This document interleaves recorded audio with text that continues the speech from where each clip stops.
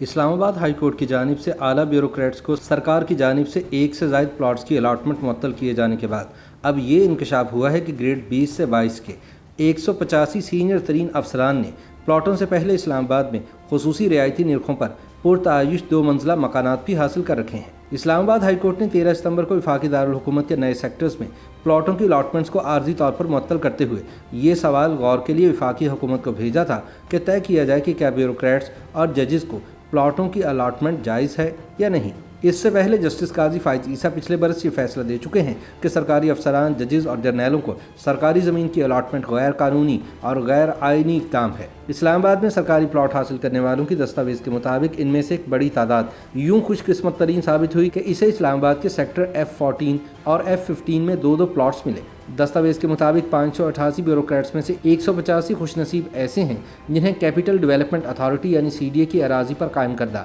Pakistan housing authority foundation کی housing scheme میں بھی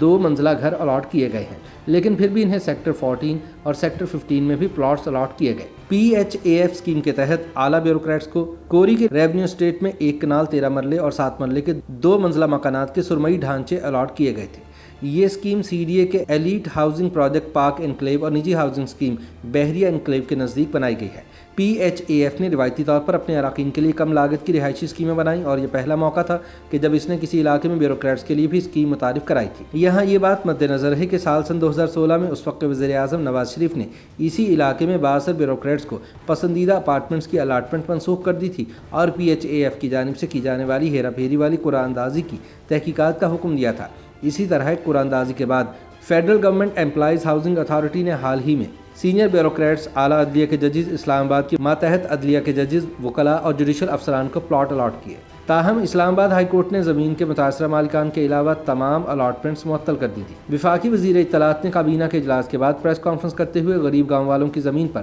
حکمراں اشرافیہ کو جگہ دینے کے اقدام کو افسوسناک قرار دیا۔ وفاقی وزیر قانون بیرسٹر ڈاکٹر فروغ نسیم نے کہا کہ اسلام آباد ہائی کورٹ کے فیصلے کی روشنی میں الاٹمنٹ کا جائزہ لیا جائے گا، جس میں سول سرونٹس کو 1 سے زیادہ پلاٹس کی الاٹمنٹ آئین کی دفعہ 25 کے تحت غیر قانونی قرار دی گئی ہے۔ مزید یہ کہ سال 1996 میں حمید اختر خان نیازی کیس کے فیصلے میں سپریم کورٹ نے سرکاری ملازمین کے درمیان امتیازی سلوک کے خلاف فیصلہ دیا تھا اور تعینات افسران کو یکساں مواقع فراہم کرنے کا حکم دیا تھا۔ خیال رہے کہ فیڈرل گورنمنٹ امپلائیز ہاؤسنگ صرف وفاقی حکومت کے ملازمین کو جائے قیام دینے کے لیے قائم کی گئی تھی۔ ابتدائی طور پر سرکاری ملازمین صرف 1 پلاٹ کے حقدار تھے، تاہم سال 2006 میں اس وقت کے وزیر اعظم نے گریڈ 22 کے عہدیداروں کے لیے 2 پلاٹس کی اجازت دی، جس کے بعد سپریم کورٹ کے ججز نے بھی 2 پلاٹوں کا دعویٰ کیا۔ دلچسپ بات یہ ہے کہ 2 نئے سیکٹرز کے لیے فیڈرل گورنمنٹ امپلائیز ہاؤسنگ کی قرعہ اندازی کے دوران گریڈ 22 کے 19 بیوروکریٹس کو 2 پلاٹس الاٹ کیے گئے، جبکہ انہیں پہلے ہی PHAF اسکیم میں ایک 2 منزلہ مکان الاٹ کر دیا گیا تھا، لہٰذا اس طرح ان خوش قسمت بیوروکریٹس نے 3 ہاؤسنگ یونٹس حاصل کر لیے۔